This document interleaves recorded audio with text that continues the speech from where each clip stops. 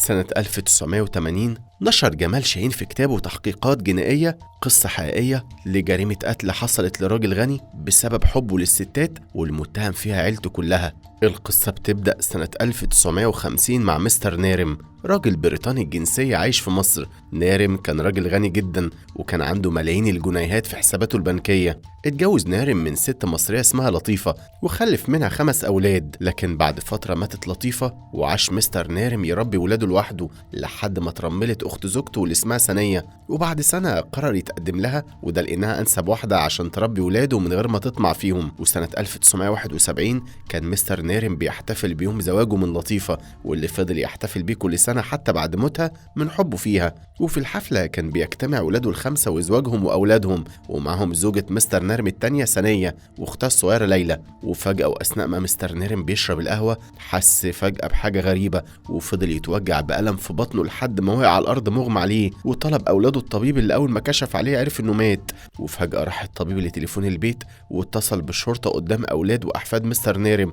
وبلغهم إنه طبيب وإن الراجل اللي كشف عليه مات لكنه مات مسموم. وهنا اتصدم أولاد مستر نارم وانهارت زوجته سنية وأختها ليلى. في الوقت ده وصل رجال الشرطة وعلى راسهم حضرة المحترم محمود زكي. بدأ رجال الشرطة في تفتيش البيت وتجميع الأدلة، وطلب حضرة محمود زكي من كل اللي في البيت إنهم ما يتحركوش لحد ما يتم استجوابهم. وسأل حضرة المحقق محمود زكي لو حد جه جنب الكوبايات اللي مستر نارم شرب من واحد منهم، وحسب الخبر قالت له الخادمة إن الكوبايات كلها موجودة في المطبخ وهي لسه ما غسلتهمش. فطلب حضرة المحقق من رجال المعمل الجنائي إنهم يجمعوا كل البصمات والعينات من الفيلا، وسأل أولاد مستر نارم لو حد من المعزومين في الحفلة خرج بعد ما مستر نارم مات، فرد عليه راجي إنه ما شافش حد خرج وفي منهم اللي راح بس للحمام. فجمع الضابط كل أسامي الحاضرين في الحفلة وعناوينهم وعرف إن الموجودين في الحفلة عددهم 15 وهم أولاد مستر نارم ال3 وزوجاتهم وبناته ال2 وأزواجهم وزوجة مستر نارم وأختها وكمان الخادمة والمسؤولة عن الجنينة والسواق.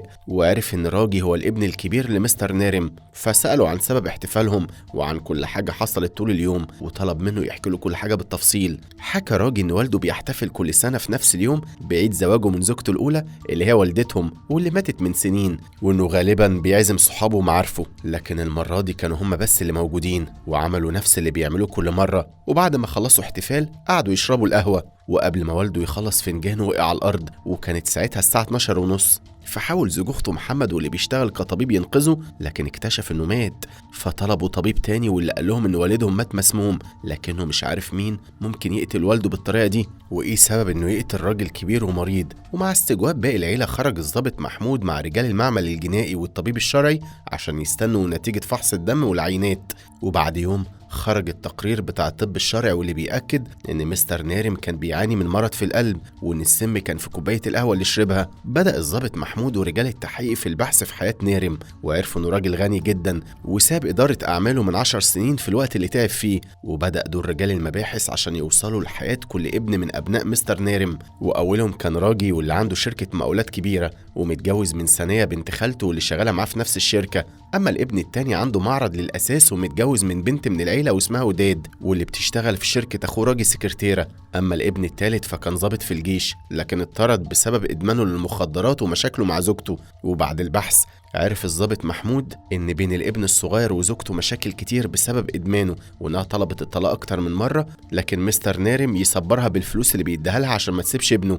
أما بنته الكبيرة واللي اسمها صفاء فمتجوزة محامي، والبنت الصغيرة متجوزة من دكتور اسمه سامي. أما سنية زوجة نارم فمتجوزة من 5 سنين وعندها 50 سنة، واختها ليلى اترملت من شهرين. أما الخادمة فبتشتغل عند مستر نارم من أكتر من 15 سنة ومتجوزة، والسواق شاب في الثلاثينات وشغال مع مستر نارم من 2 سنين، والجنايني راجل كبير بقاله عمر طويل مع مستر نارم وعنده أسرة بيزورها كل فترة والتانية. عرف الضابط محمود إن الدافع للجريمة هي ثروة مستر نارم، واللي عنده ثروة كبيرة ممكن تخلي أي حد من ورثته يستعجل في موته، وده معناه إن كل واحد فيهم متهم في قتله. فقرر الضابط إنه يوصل لمحامي مستر نارم واللي ممكن يكشف له مين أكتر واحد في ولاد مستر نارم بيعاني من مشاكل مادية ومستعجل على موت والده. وقابل الضابط المحامي صبرت.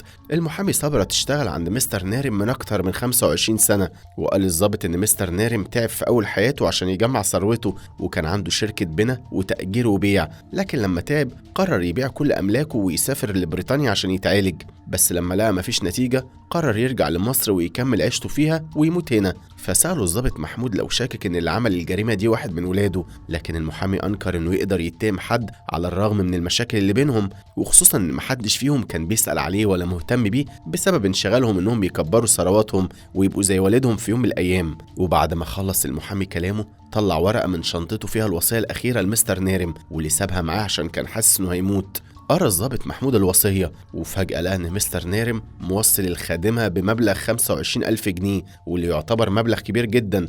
فقالوا المحامي إنها كانت بتخدمه وبقالها سنين وعشان كده قرر يكافئها. فسألوا الضابط محمود لو الخادمة تعرف بوصية مستر نارم، لكن المحامي أنكر إنه قال لها، وده لأنه خاف إن مستر نارم يغير وصيته. وكمل الضابط محمود الوصية ولقى إن مستر نارم موصل السواق بالعربية القديمة بتاعته ولأخت زوجته ليلى ب10,000 جنيه والجنايني ب5,000 وبمبلغ 1,000,000 جنيه لدار أيتام وجمعية خيرية، وللمحامي صبرت ب50,000.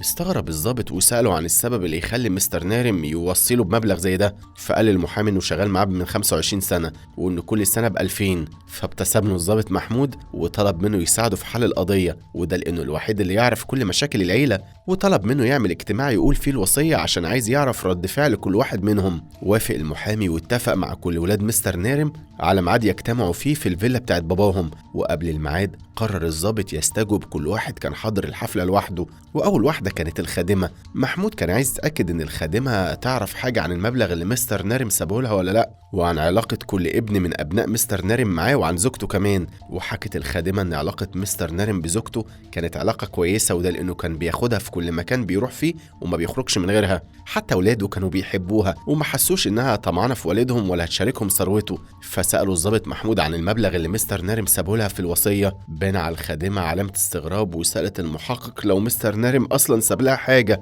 وتأكد الضابط محمود إن الخادمة ما تعرفش حاجة عن الفلوس. فسألها لو كان مستر نارم بيضربها أو بيسيء معاملتها. اعترفت الخادمة إن مستر نارم كان عصبي في أيامه الأخيرة وكان بيشتمها لكن عمره ما ضربها، وهي اضطرت تستحمل إساءته لأنها شغالة بقالها كتير وعارفة إنه راجل مريض وعشان كده ما بتهتمش بألفاظه. فسألها الضابط محمود لو شك في إن القاتل واحد من أولاد مستر نارم، فأنكرت الخادمة إن ممكن يبقى حد من ولاده قتله، وده لأنهم كلهم متربين قدامها وعارفة أخلاقهم كويس. وأخيرا قرر محمود يسألها إزاي هتدافع عن نفسها وهي اللي عاملة القهوة بإيديها والمسؤولة عن المطبخ. فانهارت الخادمة وقالت له هقتله ليه؟ أنا معرفش بالمبلغ اللي سايبهولي وما عنديش سبب يخليني أقتله. فهدها الضابط محمود وسألها على مكان زوجة مستر نارم، فقالت له الخادمة إنها بتتمشى في حديقة الفيلا. راح الضابط محمود وهو بيفكر في كلام الخادمة واللي ما فيهوش أي حاجة تدعو للشك، وده بسبب غياب الدافع، إلا إنها ممكن تكون شريكة في الجريمة لأنها أكتر واحدة ممكن توصل للسم بسهولة بسبب شغلها،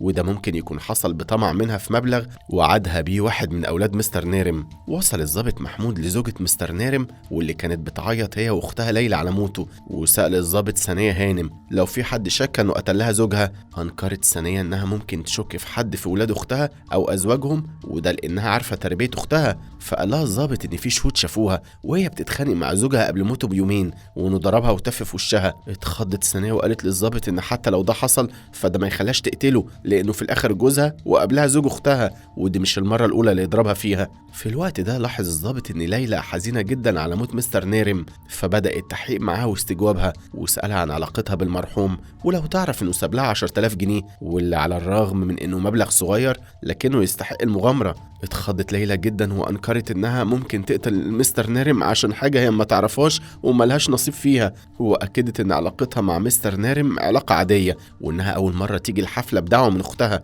وده بعد ما زوجها مات من سنة وما كانتش عايزاها تكون لوحدها. فشكرها الضابط محمود وقرر يبدأ تحقيق مع الجنايني والسواق، وعرف ان الجنايني اسمه عبد المجيد وان علاقته مع مستر نارم علاقة عادية وما فيهاش اي خلافات وبياخد مرتب في الشهر كويس جدا. وفي ليلة الحفلة كان قاعد مع السواق في غرفته في الجنينة، ولما سمعوا اللي حصل دخلوا بسرعة الفيلا وعرفوا ان مستر نارم مات مسموم. فسألوا الضابط لو هو متعود انه يبات في الفيلا، لكن الجنايني قال له ان الست ثانية هي اللي خلته يجي، لكنه ما سألهاش عن السبب لانها كانت ساعات بتطلب منه ينام في الفيلا. فسألوا الضابط محمود عن علاقته بالسواق لطفي، فقال له الجنايني انه شاب كويس. وبعد استجواب استمر وقت طويل سأله الضابط محمود آخر سؤال، وهو لو يعرف إن مستر نارم ساب له مبلغ في وصيته. وحسب الخبر رد الجنايني وهو مرتبك وقال للضابط إنه ما يعرفش، وسأله عن مين اللي قال له، لكن الضابط محمود قال له مش مهم مين، وسأله لو لطفي دخل الفيلا أو ساب الغرفة في أي وقت طول يوم الحفلة. فقال له الجنايني إنه عمل كده مرة واحدة بس وراح يشتري سجاير. وانتهى استجواب الجنايني وجه الدور على السواق لطفي، واستدعى المحقق لطفي عشان يبدأ استجوابه عن ليلة الحادثة وسأله عن علاقته بمستر نارم. اعترف السواق إن مستر نارم كان عصبي طول الوقت وأوقات كتير كانوا بيتخانقوا، لكن المحامي صبرت هو اللي كان بيصبره عليه. فسأله الضابط لو الجنايني خرج من الغرفة في أي وقت من اليوم، فقالوا السواق إنه راح مرة واحدة الحمام. واستغرب الضابط وسأله لو يقصد حمام الفيلا، وعرف إن الجنايني فعلا دخل الفيلا للحمام، وده لأنه مفيش حمام في أوضته. فسأل الضابط السواق لو مستر نارم هو اللي طلب منه يجي الحفلة. أكد السواق إن مستر نارم هو فعلا اللي طلب منه يجي عشان لو احتاجوا حاجة. وحسب الخبر فضل الضابط مع السواق وقت طويل يستجوبه لحد بالليل، وعرف منه كل حاجة تخص أولاد مستر نارم. وفي تاني يوم بدأ الضابط محمود تحقيقاته مع أولاد مستر نارم، وأول واحد كان راجي الابن الكبير لمستر نارم. أخد الضابط عربيته وراح لعنوان شركة راجي في المعادي، وطلب منه يستدعي زوجته عشان يحقق معاهم في وقت واحد. دخلت زوجة راجي، وأول ما قعدت بدأ الضابط استجوابهم وسألهم عن المشاكل المادية اللي بينهم وبين مستر نارم. اتخضت زوجة راجي وبان عليها الخوف وفضلت ساكتة. أما راجي فأنكر إن في مشاكل بينه وبين والده، لكنه بيعاني من مشاكل مادية في شركته وزيه وزي أي حد. فسأله الضابط لو مش عايز يعرف مين قاله عن المشاكل، فابتسم راجي وهو بيقول إن كل الناس عارفة وإنه ما عندوش معلومة مختلفة. ففكر الضابط شوية وقال لراجي إن عنده دافع قوي لقتل والده، وده عشان يورث الفلوس اللي هيحل بيها مشاكله المادية، وخصوصا ان والده ما كانش راضي يساعده. فتعصب راجي وقال للضابط انه ما قتلش والده ولا عمره فكر في قتله. خرج الضابط محمود من الشركه واخد طريقه لبيت عدلي الاخ التاني، وبعد شويه وصل الضابط البيت وقعد مع عدلي وزوجته. وقبل ما حد يتكلم سألهم عن السبب اللي خلاهم يفكروا في قتل مستر نارم. اتخض عدلي وزوجته وانكروا انهم قتلوه، واكد عدلي انه مستحيل يقتل والده. فابتسم محمود وقال له ان عشان الفلوس ممكن كل حاجة تحصل، لكنه لسه مش بيتهمه بأي حاجة، لكن بس عايز زوجته تفتح التلاجة عشان يشوفوا أزاز الخمرة اللي ملياها. اتخض عدلي جدا وسأل الضابط ازاي عرف ده. فقال له الضابط ان تحرياتهم اثبتت انه اصبح مدمن على الكحوليات، وسمعته انه مؤامر وسكير ومضيع كل فلوسه عليهم، وده دافع قوي انه يقتل والده اللي مش راضي يديله فلوس يساعده بيها بعد ما اتراكمت عليه الديون. لكن عدلي فضل مصمم على براءته وانكر انه فكر حتى في قتله، لكن الضابط قال له انه يمكن ما قتلوش المرة دي، لكنه حاول يقتله قبل كده، وده لانه عرف من الخادمه انه اتخانق مع والده في مره خناقه كبيره، وبسببها والده دخل في تعب شديد بسبب مرض القلب اللي عنده وكان هيموت، ومن وقتها وهو منعه يدخل البيت تماما. اتخض عدلي واعترف انه فعلا عمل كده، لكنه ما كانش يقصد يأذي والده وكان بس بيتخانق معاه زي اي اب وابنه. خرج الضابط محمود من البيت عشان يروح للابن الثالث وزوجته، لكن ما قدرش يوصل منهم لحاجه بسبب ادمانه، ولان زوجته كمان ما تعرفش حاجه. لكن اتاكد الضابط ان مستر نارم كان بيصرف على ابنه المدمن وزوجته ومش مخليهم محتاجين حاجه. فقرر الضابط يزور البنت الكبيره صفاء وزوجها المحامي. بس قبل ما يروح الضابط لبيت صفاء وصلت له معلومات بان المحامي بيعاني هو كمان من مشاكل ماديه، وان هو وزوجته بيجهزوا اوراقهم عشان يسافروا. وصل الضابط محمود لبيت صفاء وقعد معاها هي وزوجها، وقال لهم ان راجي عنده مشاكل ماديه كتير تخلي عنده الدافع لقتل والده. أما عدلي فمؤامر وعنده ديون للبنك كتير وعنده نفس الدافع لقتل والده. أما أخوهم التالت فعلى الرغم من إنه مدمن إلا إنه ما عندوش دافع بسبب الفلوس اللي والده بيديها له كل شهر، لكنه عرف إنهم بيعانوا من مشكلة مادية هتخليهم يهربوا من البلد. أنكرت صفاء إنه ممكن يبقى عندهم دافع لقتل والدها، وده لأنه ما يعرفش أصلا بمشاكلها المادية، وهي ما طلبتش منه أي فلوس، وطلبت بس من ثانية خالتها من شهر، لكنها ما ردتش عليها لحد دلوقتي، وقالت لها إنها لما تسافر هتساعدها. وبعد الاستجواب خرج الضابط محمود عشان يروح للأخت الأخيرة واللي كانت عايشة حياة سعيدة مع زوجها وما عندهاش أي مشاكل مادية ولا خلافات مع مستر نارم، وكانت بره دايرة الشك عند الضابط محمود. فقرر يحاول يخرج منها بمعلومات على قد ما يقدر، وسألها عن مين اللي بينظم الحفلة اللي بتحصل كل سنة. فجاوبته إن والدتها المرحومة كانت هي اللي بتجهزها، وبعدها خالتها بمساعدة المحامي صبرت. لكن في الحفلة دي شارك المحامي في التجهيز واعتذر بس عن الحضور. استغرب الضابط وسألها إذا كان دي أول مرة يعتذر فيها المحامي عن الحفلة، بس اعترفت له انها مش فاكرة بالظبط بس غالبا اول مرة. وبعد استجواب الاخت الصغيرة رجع الضابط محمود القسم، وهناك فكر في كل شخص عنده دافع للقتل، فكلهم عندهم دوافع الا الابن الصغير والاخت الصغيرة. اما السواق فدفعه مش قوي، اكيد مش هيقتل مستر نارم عشان كان بيهينه، والجنايني كمان ما عندوش دافع للقتل. فكر الضابط انهم كلهم ممكن يكونوا شركاء في الجريمه، ومعاهم زوجة مستر نارم واختها اللي على الرغم من ان ما عندهاش دافع الا انها ممكن تكون تعاطفت معاها. فكر الضابط شويه لكن حس ان مفيش حد فيهم بالذكاء اللي يخليه يخطط بالطريقه دي ويخلي الجريمه معقده بالشكل ده. استمر الضابط في محاولته لحل القضيه لحد ما قرر انه يعيد استجواب زوجة نارم واختها، وده لان الدافع ممكن يكون عاطفي. وقبل ما يستجوبهم بدأ تحرياته عن علاقات زوجة نارم، لكن اتأكد انها ما عندهاش علاقات خارجيه وكانت معظم الوقت في البيت مع زوجها. فاستدعى الضابط اختها الصغيره ليلى عشان يتأكد منها عن العلاقه اللي بين اختها وبين مستر نارم، وده لانه حس انها حزينه فعلا على موته على الرغم من انه في النهايه زوج اختها مش اكتر. وفعلا وصلت ليلى مركز الشرطه، وهناك قالت للضابط انها ما كانتش عارفه تتكلم معاه قدام اختها لكنها دلوقتي هتقوله الحقيقه. وبعد شويه خلصت ليلى اعترافاتها وخرجت من القسم، وظهر للضابط محمود معلومات جديده لكنها ما كانتش كافيه لادانه اي حد. وبعد شويه وصل القسم محامي اسمه خيرت وطلب مقابله حضره المحترم المسؤول عن قضيه مستر نارم، وبعد ما اتكلم معاه وساب له ورق خرج من القسم، وظهرت الابتسامه على وش الضابط اللي اخيرا وصل للمتهم. طلب الضابط محمود من المحامي صبرت انه يجمع كل اولاد مستر نارم وكل اللي كانوا حاضرين في الحفله في فيلا مستر نارم، ومن بينهم السواق والجنايني وليلى. وفي تاني يوم جه ميعاد المقابله الاخيره، وقعد الضابط قدام الكل وفتح الورقه اللي في ايده واللي كانت عباره عن وصيه مختلفه عن اللي مع المحامي صبرت، وكمان موثقه من المحكمه بتوقيع مستر نارم ومش مجرد وصيه مكتوبه على ورقه. وقرا الضابط الوصيه واللي فيها قالت حصه المحامي صبرت 30,000 جنيه. وفجاه وقبل ما الضابط يكمل الوصيه طلب من رجال البوليس انهم يفتشوا كل الموجودين في الفيلا، وفعلا لقى رجال الشرطه مسدس مع الابن المدمن ومع المحامي صبرت. وبعدها اعلن الضابط محمود ان القاتل هو صبرت، وللوحيد اللي ما حضرش الحفله لاول مره عشان يكون بعيد عن الشبهات. مستر نارم اول ما اترملت ليلى وعلى حسب كلامها فتحها في موضوع الجواز، ووعدها انه هيطلق اختها وهيتجوزها هي، وده اللي ليلى حكته بنفسها.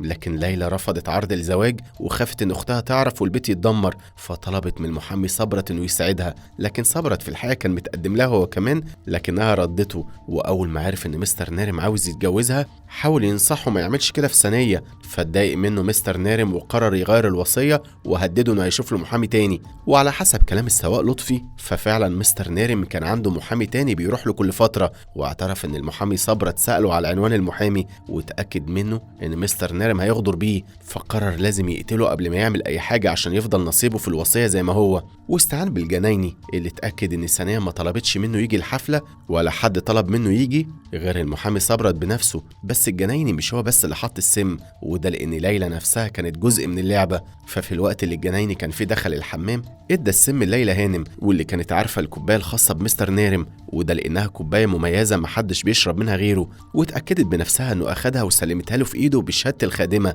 وكان السم هو نفس الدواء اللي مستر نارم بياخده لكنه كان بجرعه زايده، وده عشان محدش يشك انه مات مسموم. انهار الجنايني واعترف انه فعلا ادى الدواء ليلى هانم لكنه ما كانش عارف انه هيقتله، وده لان المحامي قال له انه دواء مستر نارم رافض ياخده مع انه هيشفيه، وعشان كده هيدوله في القهوه في مقابل 10,000 جنيه. وباعتراف الجنايني اعترفت ليلى واعترف صبرت في وسط دهشه من الكل، واتقبض عليهم هما الثلاثه وما نعرفش اتحكم عليهم بايه ولا ايه اللي حصل بعد كده. الفيديو ده كتبته مريم ابراهيم وسجله محمد طاهر، ده اللي هو انا يعني، ومنتجته مريم فودة. وما تنسوش تعملوا فولو عشان تتابعوا الفيديوهات القديمة والجديدة. سلام.